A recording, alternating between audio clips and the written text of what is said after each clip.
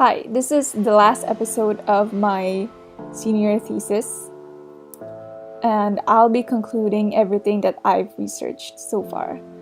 And here it goes.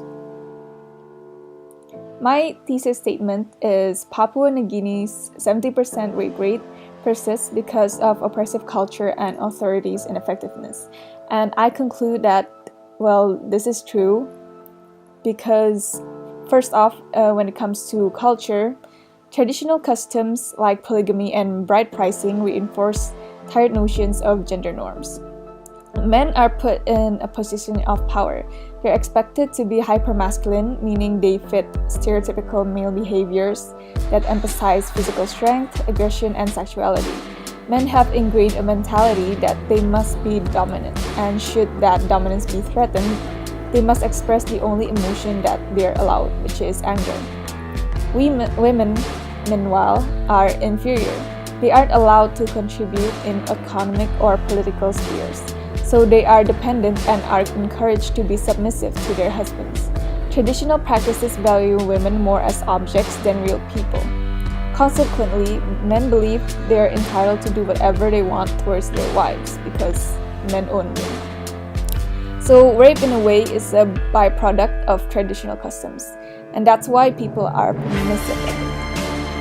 And then when it comes to authorities' ineffectiveness, weak law enforcement response means weak incentive for men to act respectfully to their wives. Lack of consequence, even the tolerance of rape makes men believe they could get away with something that is evidently considered lightly by authorities.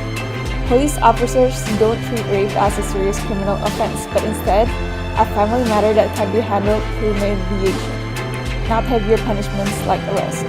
Even when victims insist attacks continue to happen or they want prosecution, police seldom provide the necessary aid.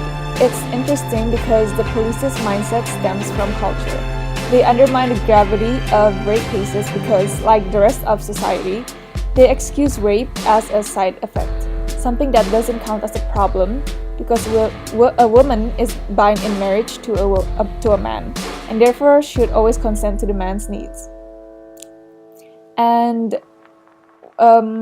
for rational recommendation from myself personally, when it comes to how do we solve the issue, I think, first the government's role. We have to acknowledge that there's progress underway. So the government currently is developing a strategy for handling gender-based violence, including the adoption of a Family Protection Act and special units in police stations and hospitals, and plans for a National Human Rights Commission, and also a referral pathway for easy access to services for victims. But they also need to implement other things such as a pro-arrest policy and prohibition of police officers from charging people for service, as well as training and monitoring of officers to ensure family violence cases are investigated according to regulations, and also data collection of complaints, arrests, and orders of protection so that the statistics can be used to reflect case handling.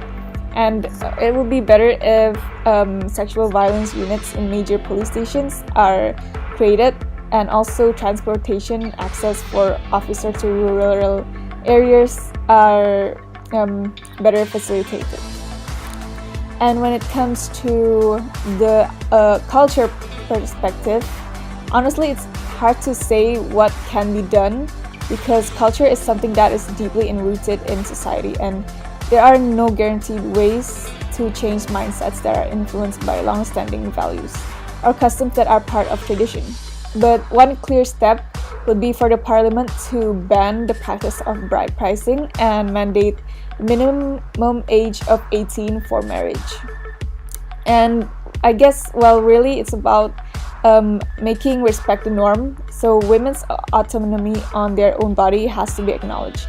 And this can only happen if there's education and also raising awareness about consent and equality and the dangers of victim blaming. I have hope for Papua New Guinea because there's progress in both the government and in communities. I believe that if the government and activists continue their efforts and the society is open and accepting, sexual violence would stop being normalized and instead seen as the crime that it is. And that's all forever. So thank you for watching.